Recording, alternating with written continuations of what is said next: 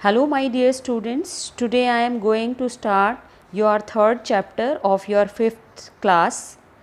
The name of our chapter is Flying Together. Okay, but before starting my video, you must subscribe my channel and like and share all my videos. Okay, let's start our chapter. The meaning of flying together. बेटा सबसे पहले हम meaning को देखेंगे flying together का क्या मतलब होता है। फ्लाइंग मतलब क्या होता है, उड़ना, और फ्लाइंग मीन्स उड़ रहे हैं। टुगेदर का मतलब होता है इकट्ठे, ठीक है।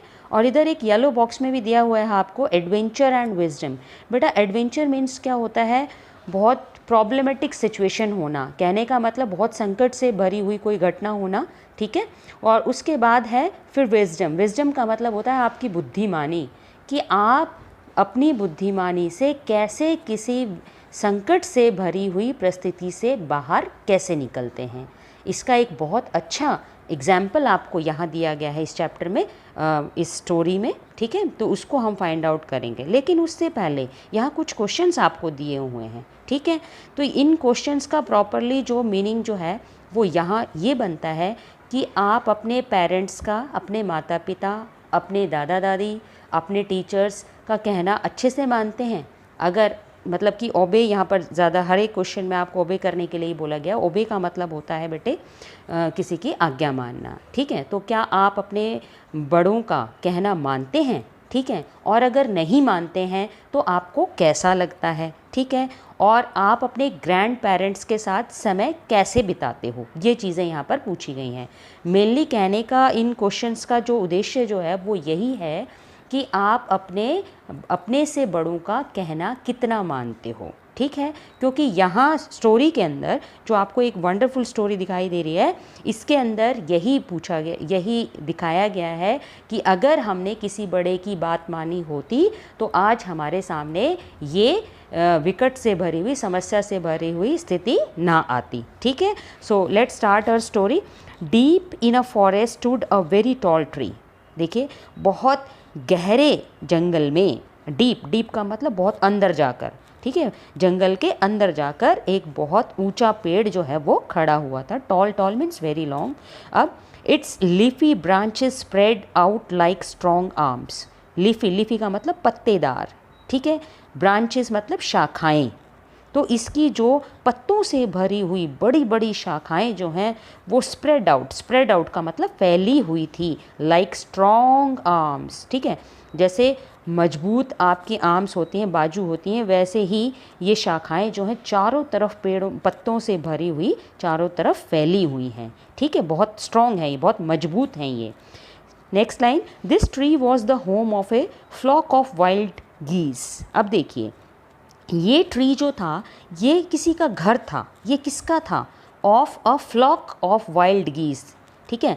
फ्लॉक क्या होता है बेटे? झुंड। फ्लॉक क्या होता है? झुंड। और किसका? वाइल्ड गीस, जंगली हंसों का, ठीक है। बेटा गीज और डक में मैं तुम्हें डिफरेंस बताना चाहूँगी कि गीज जो होगा वो थोड़ा सा उसकी लंबी गर्दन होगी, लेकिन डक की लंबी गर्दन नहीं होती है। और गीज की बीक जो होगी, चोंच जो होगी, वो कैसी होगी? थोड़ा सा नुकीले टाइप की होगी, लेकिन डक की बीक जो होगी वो थोड़ी चपटे से आकार की होगी, थोड़ी सी ब्रॉड और वाइड मिलेगी आपको।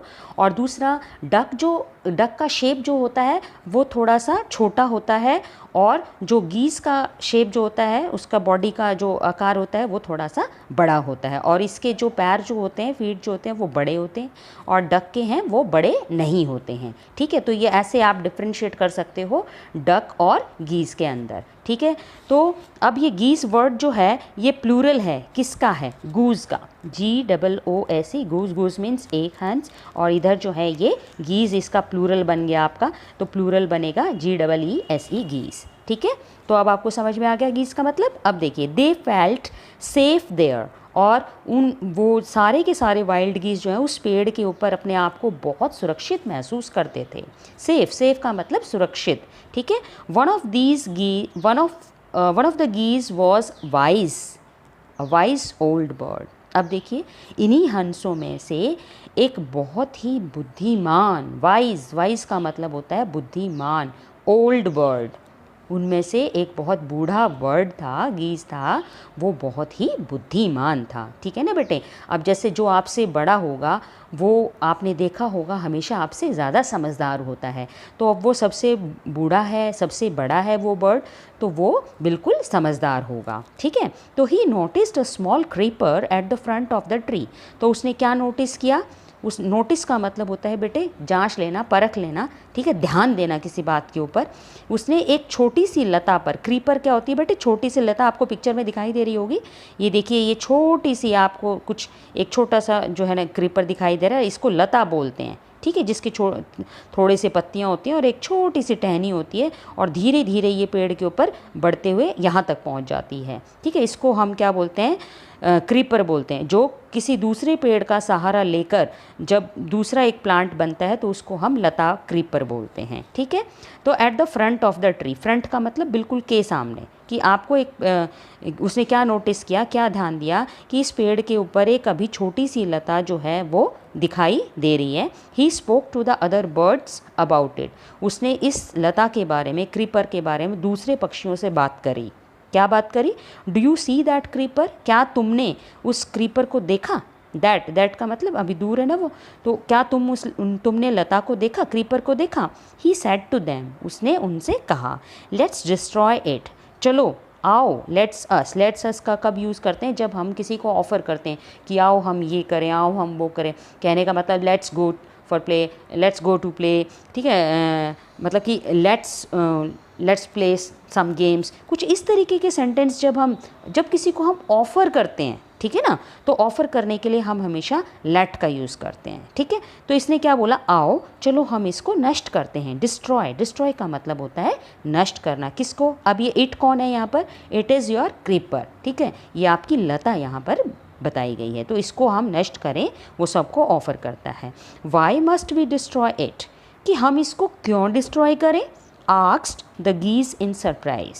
ठीक है, सारे गीज़ ने पूछा कि भाई, हैरान होकर पूछा। सरप्राइज का मतलब हैरान होना, कि भाई हम इसको क्यों डिस्ट्रॉय करें? इट इज़ सो स्मॉल, ये तो बहुत छोटी है। What harm can it do, ये हमें क्या हानि पहुंचाएगी? हार्म मीन्स क्या होता है बेटे? हानि पहुंचाना, कि ये छोटी सी लता हमें क्या हानि पहुंचाएगी? My friends, replied the wise old bird, that little creeper will soon grow. मेरे प्यारे दोस्तों, उसने जवाब दिया, उस बूढ़े और बुद्धिमान बर्ड ने क्या जवाब दिया? रिप्लाइड का मतलब जवाब देना, आंसर देना, कि मेरे प्यारे दोस्तों, that little creeper will soon grow, कि ये छोटी सी लता जो है वो जल्दी ही बड़ी हो जाएगी। सून का मतलब होता है जल्दी, और ग्रो का मतलब उग जाना, बड़ी हो जाना। ठीक है, तो ये जल्दी से बड़ी हो जाएगी।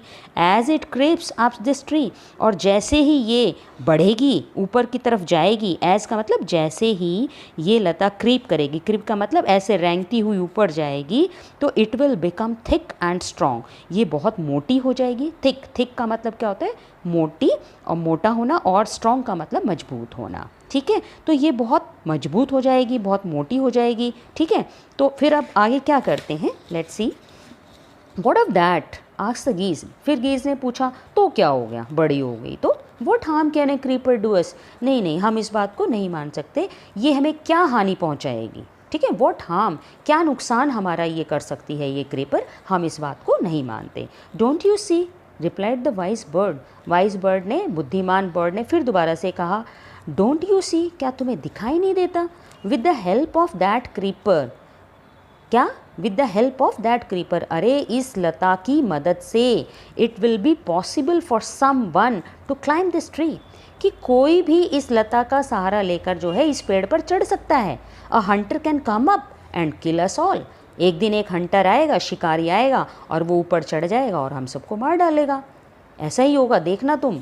तो वो इस तरीके से जो है वो सिचुएशन उनके सामने बेटे क्रिएट कर रहा है कि इसलिए ये हमारे लिए हार्मफुल है, कि अगर ये छोटी रहती है, इसको अब नष्ट करना बड़ा आसान है क्योंकि ये बड़ी सॉफ्ट है। ठीक है, बड़ा इजीली अभी कट कर सकते हैं, लेकिन अगर ये बड़ी हो जाएगी, थिक हो जाएगी, मतलब मजबूत बन जाएगी, मोटी हो जाएगी, तो इसको काटना जो है वो आप लोगों के लिए मुश्किल हो जाएगा। ठीक है, ये सारी बातें जो हैं वो ओल्ड बर्ड बोल रहा है, जो कि बहुत वाइज है, बुद्धिमान है।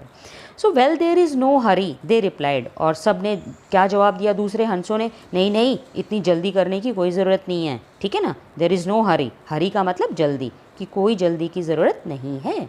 The creeper is very small, कि अभी तो ये लता बेचारी बहुत छोटी है। It would be a pity to destroy it now, कि इसको अभी नष्ट करना तो बहुत दुख की बात होगी। बेटा पिटी, पिटी मीन्स क्या होता है, दुख, ठीक है। अब देखिए, destroy the creeper while it is still young, the old bird advised. चलो, अब उसने, ओल्ड बर्ड ने फिर से उनको सलाह दी है, एडवाइस करी है कि destroy the creeper while it is still strong, कि तुम क्या करोगे कि इसको जो है, इस क्रीपर को तुम नष्ट करो, while it is still young, अभी तो ये बहुत छोटी है। स्टिल का मतलब अभी, और यंग का मतलब अभी तो ये छोटी सी है, ज़्यादा लंबी नहीं हुई है, अभी मजबूत नहीं हुई है, अभी तो तुम इसको डिस्ट्रॉय कर सकते हो। Now it is tender, tender का मतलब कोमल, सॉफ्ट, ठीक है ना, and you can cut it easily, और इसको तुम बड़ी आसानी से काट सकते हो। ईजिली का मतलब आसानी से। लेटर, लेटर का मतलब के बाद में, इट विल बिकम हार्ड, बहुत मजबूत हो जाएगी, and you will not be able to cut it, और फिर तुम इसको कभी नहीं काट पाओगे। एबल, एबल का मतलब योग्य नहीं हो पाओगे तुम, कि इसको काटने में योग्य नहीं रहोगे, क्योंकि ये मजबूत हो जाएगी और तुम कमज़ोर पड़ जाओगे, ठीक है। We will see answered the birds, और सभी बर्ड्स ने जवाब दिया, अरे ठीक है ठीक है, अच्छा देख लेंगे कोई बात नहीं। But they did not destroy the creeper, लेकिन उन्होंने उसको, क्रीपर को डिस्ट्रॉय, नष्ट नहीं किया। They forgot the wise old bird's advice, और थोड़े दिनों के बाद वो उस बर्ड की एडवाइस को भूल जाते हैं, ठीक है ना। कई बार पेरेंट्स भी बोलते हैं ना कि तुम ऐसे होमवर्क किया करो, लेकिन तुम नहीं मानते हो, तो फिर नेक्स्ट डे तुम्हें क्लास में जाके क्या मिलती है, पनिशमेंट मिलती है ना, ठीक है। अगर तुमने पेरेंट्स के एडवाइस को माना होता, अगर ओबे किया होता, तो तुम्हारे सामने नेक्स्ट डे प्रॉब्लम नहीं आती क्लास में। तो वही जो है, आप देखिए प्रॉब्लम होएगी इनके साथ। As the creeper grew it, और जैसे ही अब लता ने बढ़ना शुरू किया, began winding its way up the tree, और वो धीरे धीरे घुमाव करते हुए, बेंडिंग का मतलब ऐसे घूमते हुए वो ऊपर की तरफ जा रही है, ठीक है। मतलब उसने पेड़ पर अब चढ़ना शुरू कर दिया, वे अप, ऊपर की तरफ जा रही है वो पेड़ पर। Stronger and stronger it became until it was as strong as thick rope, और वो जब तक, मतलब stronger and stronger, day by day वो अब मजबूत होती जा रही है, जब तक कि वो पूरे एक, क्या है, as strong as a thick rope, और वो इतनी मजबूत होती जा रही है जब तक कि वो एक मोटी रस्सी का रूप ना ले ले, ठीक है। थिक, थिक का मतलब मोटी, और रोप मीन्स रस्सी, ओके। यहाँ तक समझ में आया सबको। Now next start. One morning when the geese had gone out in a search of food, और अब देखिए एक सुबह की बात है, जब सारे के सारे गीज जो हैं, सारे हंस जो हैं, वो खाने की तलाश में निकले हुए थे। सर्च, सर्च का मतलब तलाश। A hunter came to the forest, क्या होता है, अब एक शिकारी जंगल में आता है, ठीक है। क्या करता है वो, so this is where the wild geese live, oh, तो वो अपने आप से क्या कहता है, ही सेड टू हिमसेल्फ, अपने आप से कहता है, अच्छा ये वही जगह है, ये वही पेड़ है जहाँ पर वो जंगली हंस रहते हैं। लिव, लिव का मतलब रहना, ठीक है। अब when they come back in the evening I shall catch them, अब वो प्लान करता है सारा। कैसे प्लान करता है कि जब वो वापस आएंगे शाम को, इवनिंग में आएंगे, कि कम बैक, वापस आना, ठीक है, तो आई शैल कैच देम, मैं उनको पकड़ लूँगा। कैच, कैच मीन्स पकड़ना, ठीक है बेटा। अब देखिए नेक्स्ट, ये पिक्चर में देखिए वो कैसे इसके ऊपर क्लाइंब कर रहा है, ट्री के ऊपर, और किसके थ्रू कर रहा है, बाय दिस क्रीपर, उसी लता का सहारा लेकर जो है वो ऊपर चढ़ने की कोशिश कर रहे हैं, जो कि पहले ही उस ओल्ड वाइस बर्ड ने क्या किया था, सबको वार्निंग दी थी ना, सबको चेतावनी दी थी ना, कि भी देखो ये मजबूत हो जाएगी तो कोई भी इसको रस्सी बनाकर जो है ऊपर जा सकता है। तो देखो सेम यहाँ पर ऐसे हो रहा है।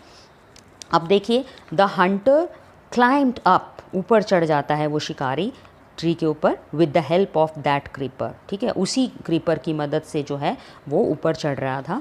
अब उसके बाद he got to the top, top का मतलब सबसे ऊपर, सबसे, और ऊपर जाकर वो मतलब he got to the top, धीरे धीरे करके उस लता के सहारे उसने पेड़ के सबसे ऊपरी हिस्से में अपना पहुंच गया है वो। And spread his net there, अब देखिए क्या करता है, नेक्स्ट प्लानिंग उसकी क्या है, उसने अपना जाल बिछा दिया है वहाँ पर। स्प्रेड, बिछा देना, फैला देना।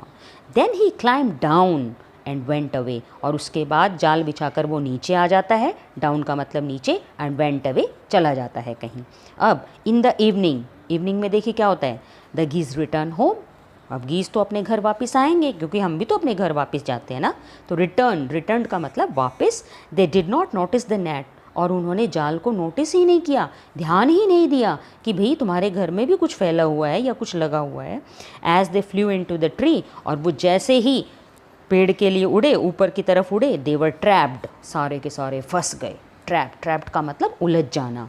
दे स्ट्रगल्ड, उन्होंने बहुत मेहनत करी, बहुत संघर्ष किया। हार्ड टू गेट आउट, बाहर निकलने की, गेट आउट का मतलब बाहर निकलने के लिए उन्होंने बहुत परिश्रम किया। But could not, but couldn't, नहीं कर पाए, वो बाहर ही नहीं निकल पाए। अब हेल्प हेल्प क्राइड द गीस, सारे के सारे हंस जो है अब चिल्लाने लगे, मदद करो मदद करो। We are caught in the hunter's net, कि हम एक शिकारी के जाल में फंस गए हैं। Oh what shall we do, अब हम क्या करें क्या करें। ठीक है ना बेटे, जब कोई प्रॉब्लम आती है तो हम ऐसे ही बोलते हैं ना थोड़ा सा कि ओ गॉड हेल्प मी ऐसे करके, है ना, तो वो भी अब हेल्प मांग रहे हैं, यहाँ पर मदद मांग रहे हैं। Don't make a first now, ठीक है। अब कौन बोल रहा है यहाँ पर, set the wise old bird. अब फिर दोबारा से देखिए वही बर्ड काम आएगा। उस बर्ड ने क्या बोला है, don't make a first, first का मतलब होता है अननेसेसरी टॉक करना बेटे, ठीक है, मतलब कि बेवजह की बातें करना, उसको हम फर्स्ट बोलते हैं, कि तुम अब ऐसे इधर उधर की बातें मत करो, अब कुछ और सोचते हैं। लॉन्ग एगो, बहुत समय पहले की बात, बहुत समय पहले मैंने तुम्हें कहा था, I told you to destroy the creeper, मैंने तुम्हें कहा था ना बहुत समय पहले कि तुम इस क्रीपर को नष्ट कर दो, बट यू डिड नॉट, लेकिन तुमने नहीं किया। Now see what has happened, अब देखो अब क्या रिजल्ट नज़र आ रहा है तुम्हें, अब देखो तुम्हारे साथ क्या हो गया है। हैपेंड, हैपेंड का मतलब घटित हो जाना। Tomorrow morning the Hunter will come back and kill us all, और कल की सुबह क्या होगा हमारे साथ, टुमारो, टुमारो का मतलब आने वाला कल, और कल आने वाली सुबह में हंटर आएगा, वापस आएगा यहाँ पर, will come back and kill us, kill का मतलब मारना, हम सभी को वो मार डालेगा। ओके, यहाँ तक समझ में आया सबको। So let's start our next page. We were foolish, हम बेवकूफ़ थे, हम मूर्ख थे। वैप्ड द बर्ड्स, और सारे के सारे पक्षी रोते हुए ये बात बोलते हैं बेटा। वैप्ड, वैप्ड मीन्स रोए, रोते हुए, ठीक है। वीप मीन्स रोना, और वैप, वीप, वैप, वैप्ड, ये सेकंड फॉर्म या थर्ड फॉर्म दोनों ही हो सकते हैं, ठीक है। सारे बेचारे रोते हुए कहते हैं, अरे हम मूर्ख थे, मूर्ख थे। We are very sorry, we did not listen to you, हम आपसे बड़ी क्षमा मांगते हैं, हमने आपकी बात नहीं सुनी। Please tell us what to do, अब हमें ये बताइए कि अब हम क्या करें, ठीक है ना। देन लिसन केयरफुली, चलो अब क्या करता है वो, अब उनको फिर दोबारा से अब एडवाइस करता है। वाइज बर्ड क्या बोलता है, क्या जवाब देता है, देन लिसन केयरफुली, ध्यान से सुनो मेरी बात को। केयरफुली का मतलब ध्यान से, और लिसन का मतलब सुनना। When the hunter comes you must all pretend to be dead, कि जब हंटर आएगा तो तुम सारे क्या करना, कि तुम मृत होने की मतलब मर जाने की तुम थोड़ा सा प्रिटेंड करना, दिखावा करना। प्रिटेंड का मतलब होता है बेटा झूठा दिखावा करना, कि तुम सारे जो है मरने का दिखावा करना, ठीक है, बिल्कुल डेड होकर गिर जाना, बिल्कुल अपना बॉडी को हिलाना मत, बिल्कुल ऐसे हो जाना जैसे कि तुम मृत हो। जस्ट लाई स्टिल, ठीक है, और मतलब तब तक जो है वो लेटे रहना, कब तक, the Hunter will not want dead birds, कि एक जो हंटर जो होता है उसको मरे हुए पक्षियों से कोई मतलब नहीं होता है, वो मरे हुए पक्षियों को कभी भी नहीं लेकर जाता है अपने साथ। He will throw us to the ground, वो उनको ग्राउंड पर, ज़मीन पर डाल देता है, ठीक है ना। It will then be easy for him to climb down, अब देखिए, अब it will then be easy for him to climb down, अब उनके लिए बहुत ईजी होगा, तब उसके लिए जो होगा वो बहुत इजी होगा टू क्लाइम डाउन, मतलब कि नीचे की तरफ आना। कलेक्ट द डेड बर्ड्स, और उन डेड बर्ड्स को मतलब उसके लिए डेड बर्ड्स को इकट्ठा करना बहुत मुश्किल होगा। एंड टेक दैम होम, मतलब कि वो आसानी से ये काम नहीं कर पाएगा कि वो पहले सारे पक्षियों को नीचे उतारेगा फिर उनको इकट्ठा करके घर ले जाएगा, तो ऐसा करना उसके लिए बहुत मुश्किल हो जाएगा, ठीक है। तो when the last of us has been thrown down, ठीक है, कि जब हम में से वो लास्ट वाले पक्षी को नीचे फेंकेगा, नीचे डालेगा, थ्रोन का मतलब फेंकना, तो we must quickly get up and fly away, हम क्या करेंगे, जल्दी ही उठ जाएंगे, गेट अप उठ जाएंगे, एंड फ्लाई अवे, हम सारे के सारे वहाँ से उड़ जाएंगे, ठीक है। क्विकली, क्विकली का मतलब जल्दी से। And in the morning the hunter came to the tree and climbed up, और मॉर्निंग में क्या हुआ, the hunter came to the tree, hunter पेड़ के पास आया और चढ़ा। He looked at the geese in the net, और उसने सारे गीज को नेट के अंदर देखा, लेकिन क्या मिला? दे आर ऑल डेड, वो सारे के सारे डेड हैं, मरे हुए हैं। ही मटर्ड, मटर्ड का मतलब होता है बेटा सॉफ्ट वॉइस में, लो वॉइस में कुछ बोलना, ठीक है, बहुत कम आवाज़ में बोलना, ठीक है। अपने आप से उसने कहा अरे ये तो सारे मरे हुए हैं। He threw them out of the net, और उसने अपने नेट से बाहर निकाल के उसने फेंकना शुरू कर दिया one by one. The birds lay still until the last one had been thrown down, और वो बर्ड्स जो हैं जब तक लेटे रहे, जब तक वहाँ पर उसी सिचुएशन में लेटे रहे जब तक कि लास्ट बर्ड का नंबर नहीं आ जाता है, ठीक है, जब तक कि लास्ट को थ्रो नहीं किया जाता है। देन ऑल एट वंस, और अचानक से देखिए क्या होता है, they got up, flapped their wings and flu away. Last में क्या होता है, जैसे ही लास्ट बर्ड आता है नीचे तो वो सभी उठ जाते हैं, और फ्लैप्ड का मतलब फड़फड़ाना, अपने विंग्स को, अपने पंखों को फड़फड़ाते हुए वो वहाँ से उड़ जाते हैं, सभी चले जाते हैं। अब देखिए, the hunter was taken by surprise, और हंटर जो था वो हैरान रह गया, अरे ये क्या। From the top of the tree he watched all the geese fly away, और देखिए वो टॉप से ही देखता रह गया, वो पेड़ के सबसे ऊपर वाले हिस्से में से देखता ही रहा। वॉच्ड का मतलब देखना, कि अरे ये तो सारे के सारे हंस जो हैं उड़कर चले गए, ठीक है। अब समझ में आया बेटे, ये आपकी पंचतंत्र स्टोरीज़ की बुक होती है, एक पंचतंत्र, वहाँ से स्टोरी को लिया गया था, ठीक है। तो आप पंचतंत्र की बुक में लाकर जो है और भी पढ़ सकते हैं ऐसी इंटरेस्टिंग स्टोरीज़। तो बेटा आप इस स्टोरी के एक बार जो है प्रॉपरली वर्ड मीनिंग अब याद करेंगे, ठीक है, और इस लेसन को दोबारा से रीड करेंगे, ठीक है। तो इसलिए बेटा मेरी भी एडवाइस है, आपको हमेशा आपके घर में जितने भी बड़े हैं पर्सन, उनका हमेशा कहना मानना चाहिए। Okay, bye.